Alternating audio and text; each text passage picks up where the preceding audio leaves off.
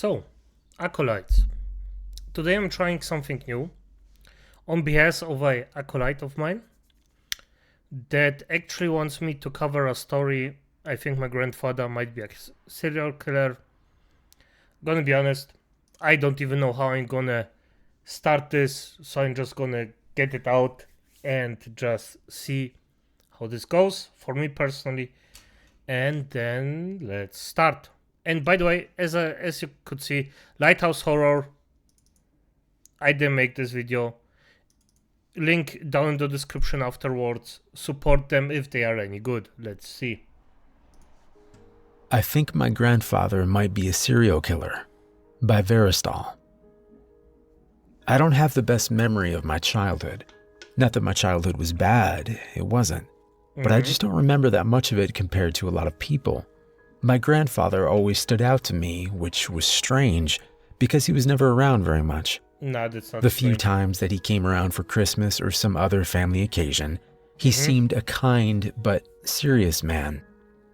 I remember him talking to me and showing me coin tricks, and I liked the sound of his deep, rumbling voice as he told me stories about far-off lands and fantastic creatures. This I like because you don't need a human being of actually being always there. You just need to remember them. I And remembered this liking guy, him well, and feeling sorry for him, because underneath it all, he seemed very sad and tired. I knew that my grandmother had died not long before I was born, so I always imagined that was a lot of why he was sad. I say this all to explain that I had a limited but positive idea of my grandfather before a few days ago. Last month, my parents were killed in a car accident coming back from a movie. I live 2 states away, but as their only child and closest relatives, I got the call. The next few hours were a haze of travel and crying and shock. But I know that when I got to the hospital, my grandfather was there. Even as an adult, I was amazed at how large a man he was. And when he swept me up in his quiet hug, I cried against him for several minutes, welcoming comfort. We did the funeral arrangements together and agreed that we would come back in a few weeks to go through all of their things and get the house ready to sell. He'd already made clear that regardless of whether they had a will or not, he wanted everything to go to me, but he would be happy to help and get to know his grandson a little better. Fair enough. The funerals went well, as far as those kind of things go, and I went back to my life. Last week, I got a call from my grandfather, and we agreed to meet up this past weekend to start going through all of their belongings. I got to the house on Sunday morning, and the last couple of days have been a bit sad at times, but they've been a lot of fun as well. Understandable. My grandfather is much like I remember him, a serious but kind man that enjoys talking and telling stories. And he has actual conversations with you rather than just taking turns monologuing, which is a rare commodity in my experience with older people. Not just older people these days. Or Not people in general nowadays. He wanted to know about my work, if I had a girlfriend, if I liked the area I lived in. He told me some about his days in the army as a medic, and then his time as a doctor. I knew he had been a pretty famous surgeon at one point, but that mostly stopped after his wife died. He still had a small practice and would sometimes publish academic articles, but he had saved much of the money from his early career as a surgeon, so he was comfortable enough financially that he could do what he wanted for the most part. Much of our time was spent busy and in separate parts of the house or garage, so we would largely talk at meals and in the evening hours before bed. By the second night, we were more comfortable with each other, and that's when my grandfather started talking about his wife. Even now, some 30 years after her death, it was clear how much he loved her and missed her. He's a necromancer. He started off by telling a story that involved her only peripherally, but soon he was just telling things about her.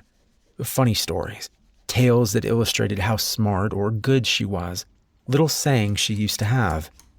It was sentimental, but it was so genuine and heartfelt that I wasn't uncomfortable.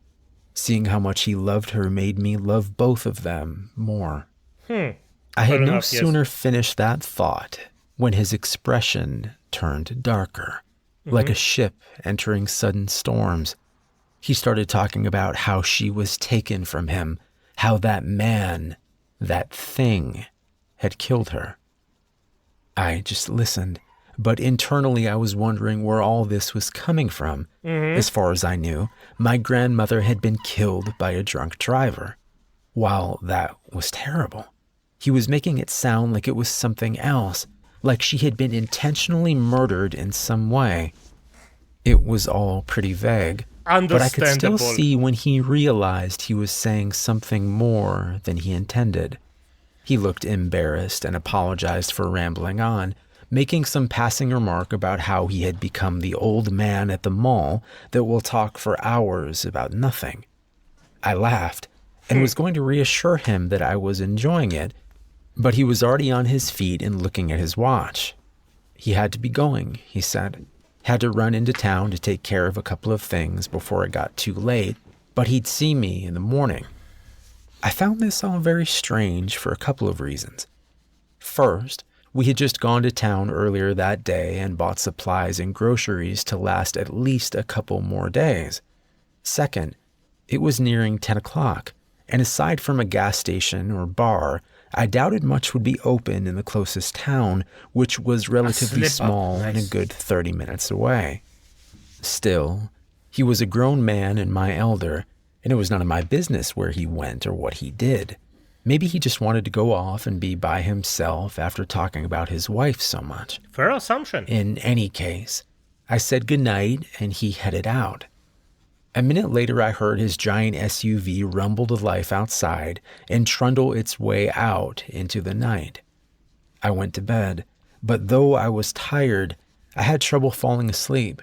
Part of it was sleeping in a strange place. This house had not been our house when I was growing up, so aside from visits, I had never slept here for long.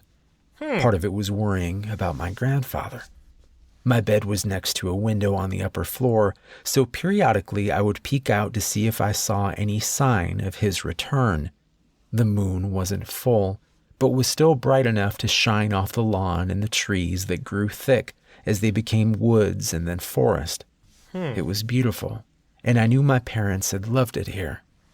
Still, it was too remote for my taste, and if they hadn't lived so far out of town, they probably wouldn't have gotten killed coming back from a movie. The thought made me angry, so I pushed it aside. Picking up my tablet, I started reading, and before I knew it, I was asleep. I'm not sure if it was the rumbling engine, the squeak of my grandfather's driver's side door, or some internal sense that something had changed, but I woke up some time later and looked out the window again. I saw my grandfather standing at the rear of his SUV, looking around for several seconds before opening the back hatch. At first I couldn't see anything due to the angle, but when he reached in and started pulling out the body, I saw more than I wanted. It was a woman, and as I watched, he pulled her out enough to pick her up in his arms and began carrying her into the trees. I know it was nighttime, and there was a distance of probably 50 yards, but I could see it all very clearly. And with her hanging arms and lolling head, it was also clear that the woman was either deeply unconscious or dead. I felt panic well up in my chest. I didn't know what to do. Should I call 911? What if I had been mistaken or he was trying to help her? Maybe she was drunk. But if he was trying to help her, wouldn't he either carry her to a hospital or at least brought her inside rather than carrying her into the woods? It was all so strange, and the longer he was gone out of sight, the less real it seemed. So I did nothing. I sat by the window, looking out for a number of minutes, by the way. And then just when I was about to give up, he came back into view, empty-handed and picking his way between the trees as he... By the way, this is the only good reaction you can do, because at the end of the day, the person can flip out and attack you. So next time, just get the fuck out afterward. He approached the car. He shut the back hatch on the SUV with a shake of his head and then looked up, right at where I sat in the window. When I first saw the body, I had been careful to stay low and slightly back from the window, but time and shock had led to me paying less attention to how visible I was as I waited for him to return, and there was no doubt that he saw me now. As if to confirm it, he lifted his hand and gave a small wave. Feeling a strange combination of embarrassment and horror, I waved back. As I'm writing this, it's the next morning and I've spent the last several hours deciding what to do or say to him while listening out for the slightest creak of the floor or turn of the knob.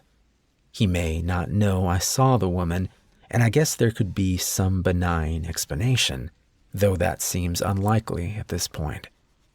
Either way, I hear and smell him cooking breakfast, and he's going to be knocking on my door soon. I love my grandfather, but I don't trust him. Not anymore. Fair enough. I think I'm going to try to talk to him, but at the first sign of trouble, I'm out the door. If I have more to report and am able to do so, I'll write again soon. I left off while I was still upstairs trying to decide what to do.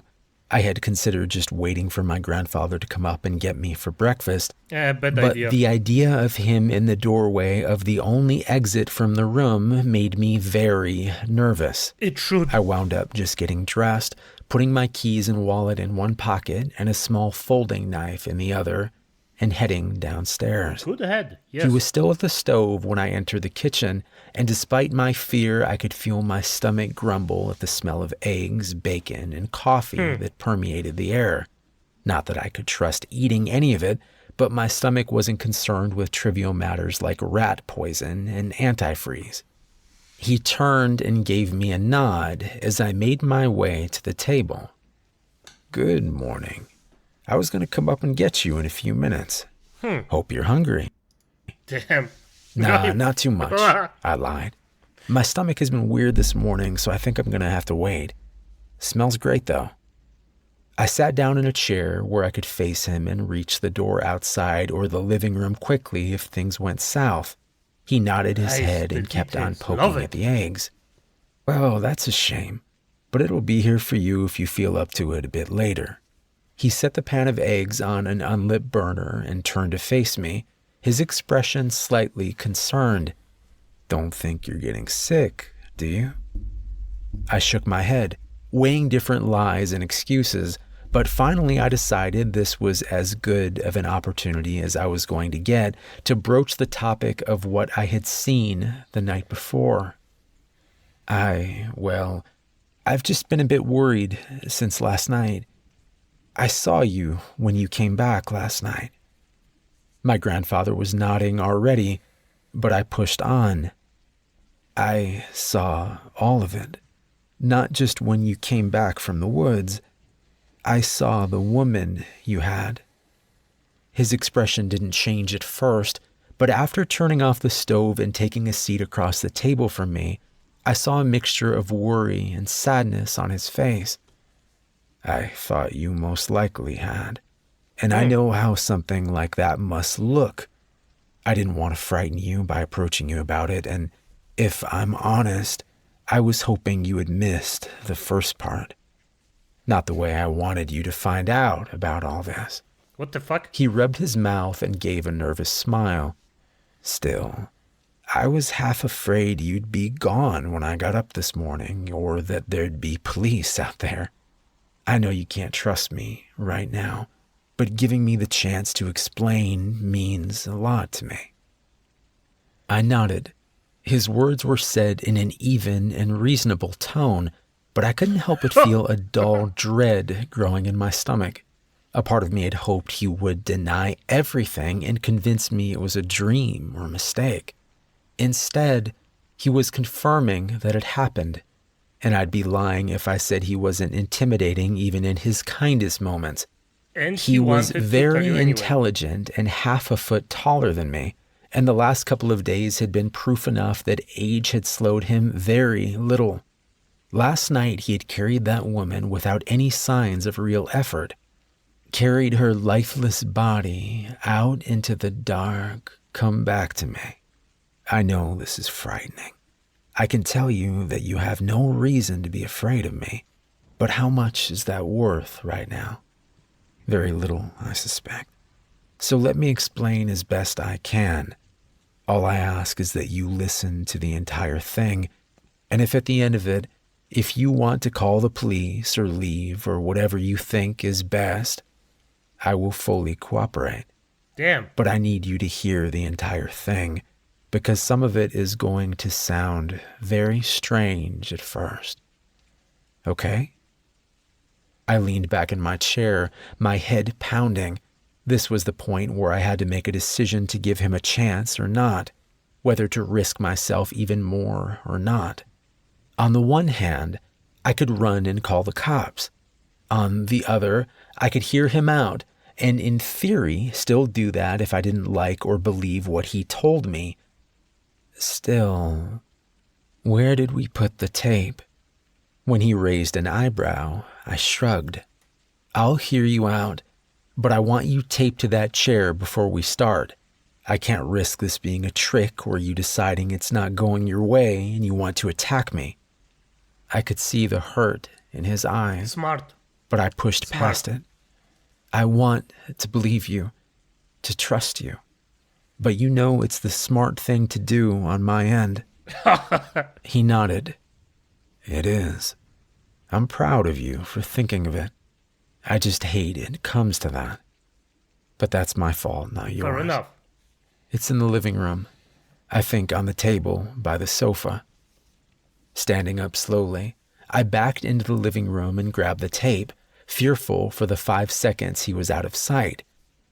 But he was waiting in the same spot when I came back in, and he sat still while I put layers of tape around his chest and arms, securing him firmly to the back of the wooden chair he sat in. Pausing for a moment to consider, I then wrapped the remaining tape around his ankles and the front chair legs just to be safe. The job done, I asked him if he was comfortable enough. When he said he was, I sat back down across from him, my hands sweaty and slightly shaking as I tried to give him a comforting smile. Sorry, again, but I'm ready to hear everything you want to tell me. My grandfather looked off in the distance for a moment before focusing his dark blue eyes on me. Your mama told you that my wife died in a car wreck. A drunk driver, right?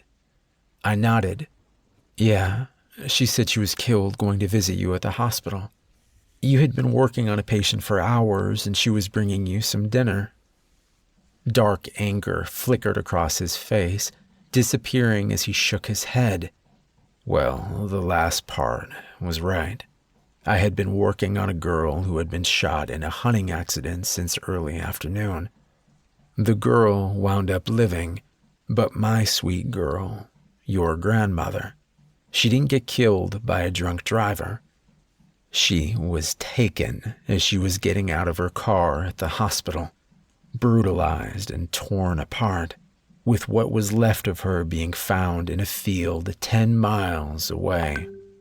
His voice grew rough and crackled with emotion as he spoke. I didn't even know anything was wrong at first, but someone found the covered dish she was bringing me in the parking lot, dropped and broken. They figured out it was her car, and then they came to me. I had just finished the surgery an hour earlier, but still had another 5 hours on my shift. So I went to take a nap, thinking she would wake me up when she got there. Instead, it was one of the admins, asking if I had seen my wife that evening. He spread his hands out on the table, long-fingered and steady even at his age. Staring at them, he continued, Your grandmother was a smart woman, a good woman. Sure, things were safer back then than they are now, but it wasn't like no one ever got hurt or killed. Fair enough, Even yes. in a smaller town like we lived in, it happened. But she had no real enemies, and she was always careful when she traveled anywhere. My point is that no one would have easily gotten a jump on her. The police said at first that it could just be a misunderstanding, or she could have just decided to leave, as stupid as that sounded. I spent all night looking for her, terrified and half out of my mind. By the next morning, the police were there with me. It was just before noon when they found her body in that field. I made the mistake of going to the scene. I had told myself that I was used to blood, to everything a body could show, You're not. and that I It's a owed rough it to one. her to see how she died. It was beyond anything I imagined. One arm and the opposite leg had been torn completely off, and her torso had been stretched to such a degree that, well, it didn't look like a person at all. And that was actually better, because it made it seem unreal. But then I saw her long, light brown hair.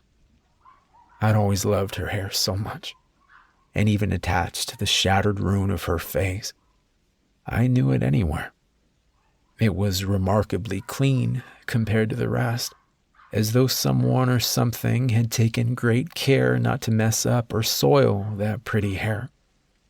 That thought is what broke me, I think.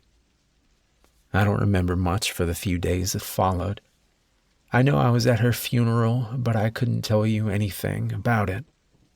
When I finally resurfaced from whatever stupor I was in, I was sitting at home with my brother and his wife. They were trying to keep me company. We were watching TV, I think. I wanted to scream at them, to yell and make them understand that this was all pointless now, that my life was over, that everything was over. So why were they trying to prolong things? Instead, I just told them that I appreciated their help and attention, but that I knew they needed to be getting back home and I needed time to myself. They wasted little time in packing and heading out. I spent the next day or so weighing various methods of suicide. I really had no interest in living in a world without her. I believe in God, and I think suicide is a shame and likely a sin when done for such selfish reasons. But I was to a point that I didn't care. I didn't care if I went to hell for it. I felt like I deserved it for letting this happen to her. But this led me down the path of dwelling on what had happened to her and what had caused it. Who had caused it? I set aside my idea of pills and ropes and self-inflicted gunshot wounds, got a shower and a shave, and I went down to the police station. Over the next few weeks, I continued to harass and harangue them, pushing them to do more while understanding there was little likely more they could do. They had looked for witnesses. There were none. They had looked for evidence of how the attack was committed and had only come up with injuries caused by indeterminate blunt and serrated objects. There were no cameras at the hospital until 3 years later, and this was before the age of cell phones to track. After bullying them with a threatened lawsuit, I obtained copies of all their photos and reports. I poured through them but found little more of note. The parking lot was paved, so there were no tire tracks to follow, and no tire or shoe tracks had been found near the field where she was killed. Something about the parking lot stuck out to me, but I wasn't sure what it was at first. After 2 days of looking at everything, it hit me. The hospital had a separate parking lot for doctors and surgical staff that was blocked by a mechanical arm and a keypad. Rebecca had the passcode, so she had parked there when she was taken. The parking lot was on the far rear of the hospital, not visible from the road and without any hospital roads or paths that would make it a thoroughfare for a casual passerby. What were the odds that someone had just happened upon her as they went by, or decided to wait in a relatively small and quiet parking lot for hours until they had a chance to snatch someone? I decided it seemed unlikely. In retrospect, I know it was certainly possible I could have been wrong, But at the time, I needed answers, and I decided focusing on someone who worked in the hospital and or had access to the parking lot like my wife was the best course of action. Among all the complaints I might have had about the investigation of Rebecca's murder, I would never have made it farther without them. One of the detectives had pulled a tissue sample from under her fingernails and had sent it to be tested if they ever got something to compare it to. Understand, this was 1986, and DNA testing was brand new. It wasn't even an option at the state crime labs at the time, and the likelihood of that sample ever being of use was small to none. But I still had to actually file a lawsuit to get the sample back so I could send it to Daniel Church, a friend of mine from med school that had gone on to work at one of the foremost labs for DNA in the country. He couldn't do tests for me officially, but he knew what I was going through and agreed to help as much as he could in an unofficial capacity. The main thing that he needed was viable samples from a suspect for comparison. Fortunately, that was the easy part. Hospital policy required all operating room doctors and staff to have semi-annual blood work both as a check for any substance abuse issues, as well as a screening mechanism for any potential infectious disease. After testing, the remainder of those samples were stored until the next round of tests 6 months later. The tests weren't all done at once, of course, but at any given time there were 23 samples cooling in a fridge in the serology lab. So I pulled some from each of them and sent them to Church. He called me 2 days later, his tone grave. He asked where I'd gotten so many samples so quickly and what I was getting him into. I told him I wasn't getting him into anything. At most, he was running some DNA tests with no indication of who was being tested or why. And if anyone ever asked me, I hadn't seen or heard of him since we graduated 15 years earlier. I could tell he was still troubled, but after a long silence, he agreed to run the test. The next 5 weeks were excruciating. DNA testing was much slower back then, and I understood he was having to go slower than normal to do it in a clandestine manner. Still, every day I was constantly waiting for the phone to ring, and when it finally did, I could hardly hear Church over the frantic thudding of my own heart. I asked him to repeat what he had said. The tissue you first sent is a match to sample 17. It's from that person or their identical twin. I thanked him and hung up the phone. I had sent him numbers instead of names on the samples, but I knew whose was whose by heart at this point. Sample 17 belonged to an orthopedic surgeon at the hospital, Marcus Salk. He was a chubby, middle-aged man that was always telling jokes and had a reputation as a good doctor. I didn't know him well, but I had always gotten along with him fine. Why would he do this? My first urge was to find him and torture him until he told me why. I could feel my rage building as the information soaked in. Yep. My mind racing to dissect any interaction we had ever had, any scrape of knowledge I had about him. I thought that he had come to the hospital about 5 years earlier, was unmarried, had a cat maybe. I realized how little I knew and how I needed to learn more before I committed to an act and either hurt the wrong person or gave them an unintentional means of escape. That's when I began studying Marcus Salk. I weighed my options for learning more about Salk. Trying to become closer to him personally was too risky, because if he was actually the man who killed your grandmother Rebecca, he would be looking at me closely for any signs that I suspected him. I was never an overly social person to begin with, so suddenly trying to buddy up to him would stand out, and I also didn't want to be tied any closer to a person that may soon go missing. Because even at that early stage, I was resolved that when I was sure who took Rebecca from me, I would kill them. In some ways, my lack of equivocation on that point made things easier to plan, but it also meant I had to be extra careful. For instance, using a private investigator to tail him was out, I couldn't have a third party knowing about my interest in Salk, Smart. not even Daniel Church Smart. at his name, and his involvement was a necessary evil. Also, what if the PI saw Salk doing something illegal and called the police? I understand how that sounds, but you need to remember that I had no idea what his motive was if he was the killer. Was it an isolated incident or part of something more? The brutality in the transporting of the body to the field pointed towards someone who had possibly killed before, but the inherent risk in taking someone from the place you work, even in a small and isolated parking lot like that, made me wonder if he was either an amateur or at very least impulsive. Also, being honest, I didn't want anyone between me and the person that took her away. That left watching him myself.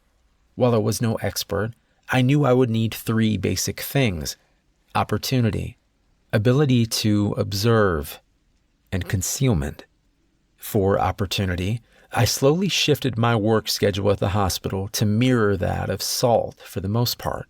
This had to be done over the course of a month so I didn't arouse suspicion. Even then, it wasn't perfect, as I would be on call. I'm gonna be honest, acolytes. If I had more time right now, I would spend it, because this is actually extremely interesting. I love the details on it. The details on it are so freaking good. This entire thing, this entire saying, this entire story by now, it's so well made. It's so good for now. This is actually quite exciting. And I mean, the details, for the most part, of course, I had to rehear it to actually be 100% sure. But for now, I didn't actually hear any mistakes they made, or that the storyteller or the writer made. This entire thing sounds on point, realistic, and sound. It's outstanding. And I love the part that actually, I mean, because this is the thoughts, those are the thoughts of people that would actually be in this situation, more or less, of course. I mean, normally a human being would run away after the person seen that someone got dragged away, or but even if you just decide, okay, good, let's just sit down, talk about it, yeah, bind them, yes, do this, yes, do not overwhelm it and instantly go for the kill. This is everything, like the self-deletion attempt, everything. That's quite good. I mean, the storytelling itself is extremely nice. I'm gonna be honest, even after this, like, only this start is already extremely good, and the storyteller is honestly just on point with the entire thing. I am baffled. I am baffled in a positive way. And I love it. But for now, acolytes, we're gonna continue.